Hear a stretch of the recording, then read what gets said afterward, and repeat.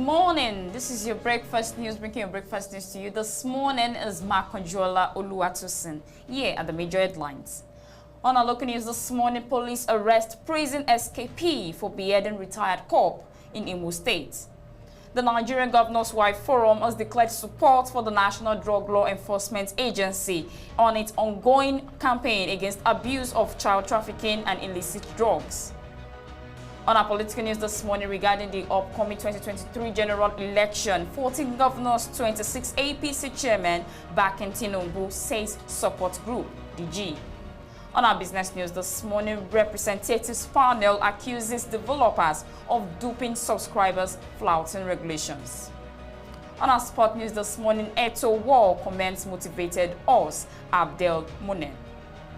On our health news this morning, 2 million girls at risk of FGM due to COVID-19, says UNICEF. On our foreign news this morning, shaky soil threatens rescue of Moroccan boy, which was trapped in the well.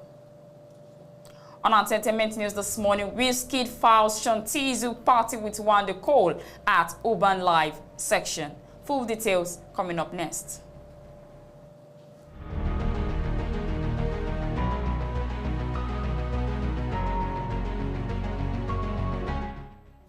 Police arrest prison escapee for beheading retired cop in Imo State. The Imo State Police Command on Friday said it had arrested the leader of a cult group who allegedly beheaded a retired chief superintendent of police, Christian Batuma. In a statement on Friday by the spokesperson for the command, Michael Abatam, disclosed that the suspect, Deberechi Chukwu, was one of the inmates who escaped from the Owerri Correctional Center on April 5, 2021. Abatam said that after escaping from the prison facility, the suspect recruited some boys who killed and maimed residents of Agua in the Oguta local government area of the state. The police spokesperson said Chukwu was fleeing the state after killing the retired CSP when he was arrested by operatives of the command. Batuma was said to have been killed and his corpse dumped in front of his compound after he was abducted from his home by suspected cultists on Tuesday. In the course of the investigation, it was revealed that the suspect, Deberechi Chukwu, is a notorious kidnapper and an escapee from the Imo Correctional Center, Owerri, Imo State. The suspect, after escaping from the Imo Correctional Center, recruited young men into his cult group and they terrorized Agua community. It is also on record that he was involved in the killing of a lot of security personnel in the state. However, he has made a useful statement and has volunteered to assist the police in the arrest of the other members of his gang, presently on the run, the police statement added. Involve us in fight against drug abuse, Governor's Wife urged Marwa. The Nigerian Governor's Wife Forum has declared support for the National Drug Law Enforcement Agency in its ongoing campaign against abuse and trafficking in illicit drugs. Speaking at a meeting between the leadership of the forum and the chairman chief executive of the NDLEA, Brigadier General Muhammad Babuba Marwa, retired at the agency national headquarters in Abuja on Thursday.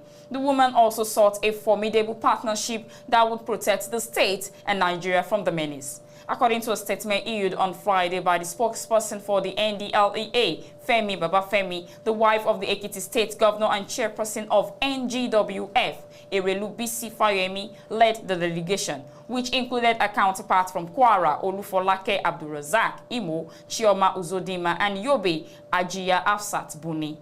Welcoming the governor's wife, Marwa expressed appreciation for the visit, adding that their interest in the country's drug problem showed their immunity and commitment to support their husbands to engender a better society devoid of drug-induced criminalities. He said, "Let me put it on record that President Muhammadu Buhari is the #1 drug fighter in Nigeria today because of all he has done to ensure the country wins the war against abuse and trafficking of illicit drugs. As such, as we count the states, especially the governors' wives, as the pillars and partners through which citizens across the states, local councils and communities are mobilized to reject this ravaging subculture." On our political news this morning regarding the upcoming general election 2023, 14 governors, 26 APC chairmen back in Tinubu, says support group DG. Former member of the House of Representatives Abdul Munim Jibrin has said 14 governors and supporting the presidential ambition of a chieftain of the All Progressive Congress, Asiwaju Bola Tinubu. Jibrin, who is the Director General of the Bola Tinubu Support Group Council, further said that 4 more governors are in talks to join Tinubu's train. He added that 26 APC chairmen across the federation are already in. Jibrin tweeted, 14 governors in and 4 in talks. 26 states chairmen in. We will not attack or stop anybody from contesting. We are exercising our right of choice by promoting Alhaji Asiwaju Bola Ahmed Tinubu. Do same for yours, please. We will remain gracious and our doors open now and after the victories. Tinubu and in January declared interest in running for president when he visited President Muhammadu Buhari at the State House in Abuja.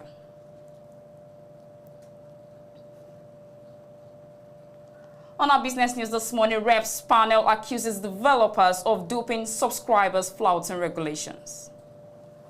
An ad hoc committee set up by the House of Representatives to investigate estate developers in the Federal Capital Territory has decried the high rate of breaches and infringements on the laws and procedures governing real estate business in Nigeria.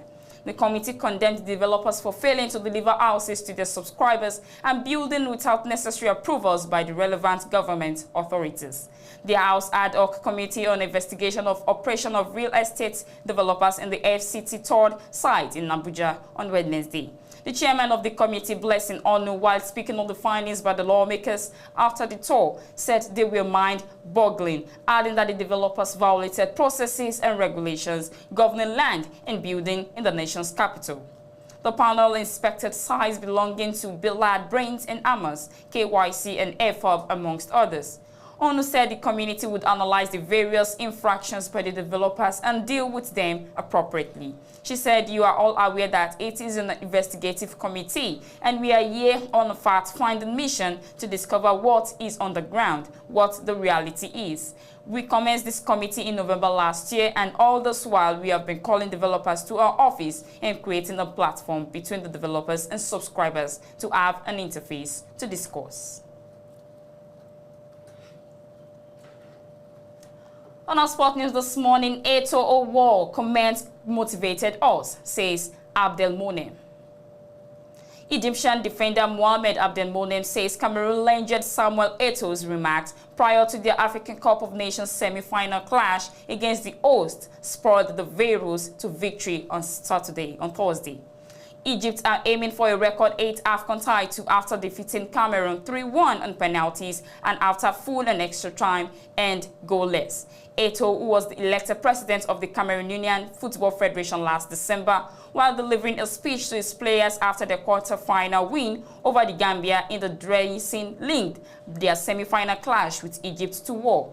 "We were so tired during the game, but we all did what we had to do," Abdelmonem said during the post-match conference. "God willing, we'll do everything we have to do in the final match against Senegal to win. We were playing the host and going into extra time was very difficult." Samuel Eto'o's words were the game voting Cameroon in the dressing room was a positive for us. "We have the best player in the world, Mohamed Salah, and he always gives us advice, tells us what to do, advises us to take prayer off our shoulders." On our health news this morning, 2 million girls at risk of FGM due to COVID-19, says UNICEF. The United Nations Children Fund has raised the alarm that more girls are at risk of being victims of the female genital mutilation due to the COVID-19 pandemic.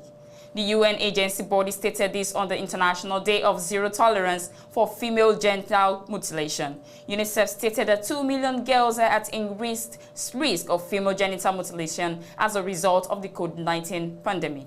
The agency stated that shorter schools, lockdowns, and disruptions to services that protect girls from this harmful practice mean an additional 2 million cases may occur over the next decade.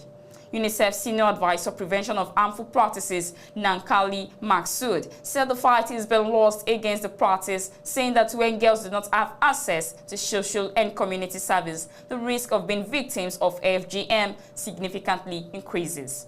"We are losing ground in the fight to end female genital mutilation with dire consequences for millions of girls where the practice is most prevalent. When girls are not able to access vital services, schools, and community networks, the risk of female genital mutilation significantly increases, threatening their health, education, and future. As we mark International Day of Zero Tolerance for Female Genital Mutilation and approach 2 years of the pandemic, we must commit to concerted and well-funded action to get back on track and end the practice everywhere. According to the data shared by the UNICEF, 200 million girls and women have undergone female genital mutilation. They have also revealed that in countries like Djibouti, Guinea, Mali, and Somalia, around 90% of the girls are also affected.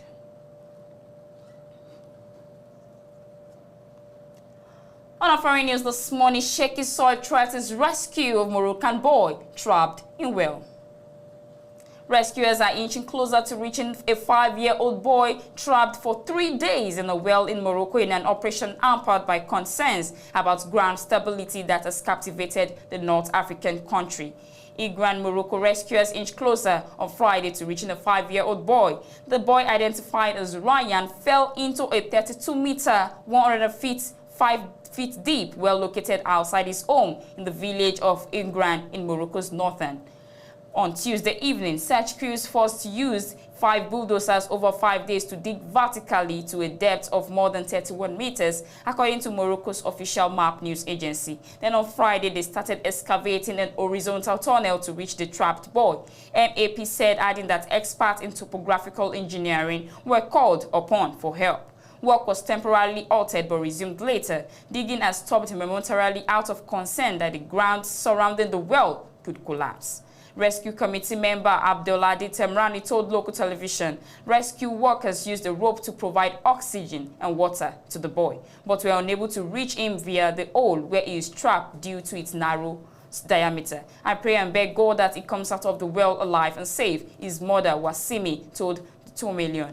Please, God, ease my pain and ease in the whole of that dust. Medical staff, including specialties in resuscitation, and on site to attend the boy once he is pulled out, with a helicopter on standby to transport him to the nearest hospital. The Moroccan government said Thursday that all efforts are being made to help save the boy. Scores of townspeople and others gathered to help and watch the rescue effort. Nationwide, Moroccans took to social media to offer their hopes for the boy's survival, using the hashtag #SaveRyan, which has brought global attention to the rescue efforts. On entertainment news this morning, Wizkid fan Shantizu party with Wonder Cole at Urban Life section. R&B singer Wande Ojoshipe, popularly known as Wande Cole, recently had a wonderful performance at live-streamed event, Urban Life Sections. The well-attended event was graced by many of the singer's fans and colleagues, including Fowles, YC, Shantizu, Tiwo Savage, Wizkid, and R2Bs. It was indeed a cozy and lively atmosphere as fans reveled in the opportunity of partying with their favorite superstars. Savage was in a particularly happy mood as she let down an air and visibly enjoyed many of the performances at the event. Before Wande Cole took to the stage, there were live performances by former Big Brother Naija contestant VI, singers Dina Ade, Dremo, and Shantizu, and social media comedian Oyinbo Rebel. When Cole eventually mounted the stage, he belted out some of his tunes, which left his fans in a rapturous mood as they sang the song along with him. And that will be that on our breakfast news. Do stay with us. We'll be right back shortly.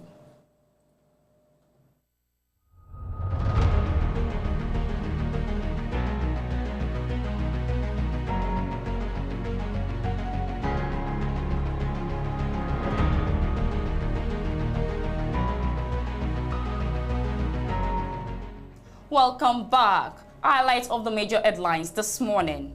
On our local news, police arrest prison escapee for beheading retired cop in Imo State. The Nigerian Governor's Wife Forum has declared support for the National Drug Law Enforcement Agency in its ongoing campaign against abuse of trafficking and illicit drugs. On our political news this morning regarding the upcoming general election 2023, 14 governors, 26 APC chairmen back in Tinubu says support group, DG.